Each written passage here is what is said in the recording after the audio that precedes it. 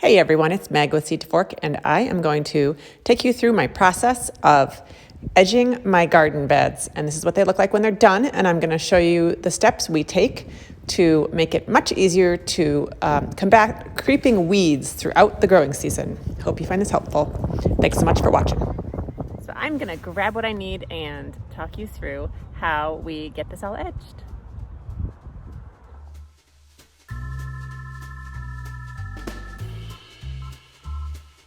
Our paths are generally about 24 to 30 inches.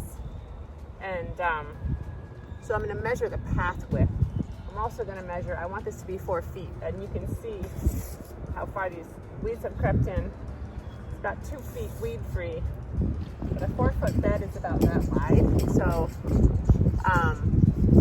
that's quite a bit of creeping that's been going on. Mostly creeping. There's a little bit of quackgrass in here, which is kind of problematic. So I'm going to use a tape measure to set up a string line, and I pound T-posts in at either end and run a string line. And then I use this fabulous edger, and I run an edge, either a single or double, to create a channel for lifting out and for actually creating kind of what we call the gutter. And this is what I make my gutter with.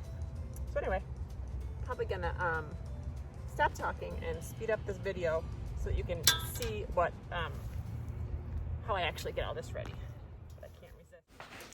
All right, so one of the things I do before we edge, we always have remnants left in the garden. So I take out any old stakes or any things that are going to be in the way of the edging.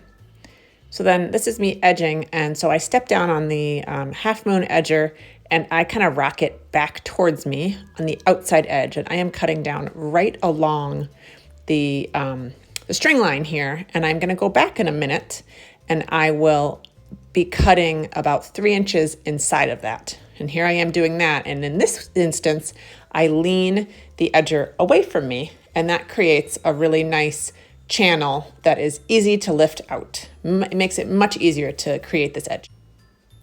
Okay, so once I'm done with this edging, I go through with a pitchfork if the weeds are pretty bad, and I take the pitchfork and wedge it into that cut edge and lift that a little bit to further loosen the weeds before I start the process, the very laborious process of pulling all the weeds out of the way. I lay the compost, and then I go through and I shovel what we call this gutter again one last time. So this bed is ready to be planted. Not actually sure it's a bed I need to plant, but I'm going to move to putting compost on those 2 beds over there next. So maybe I'll show you how I do that too.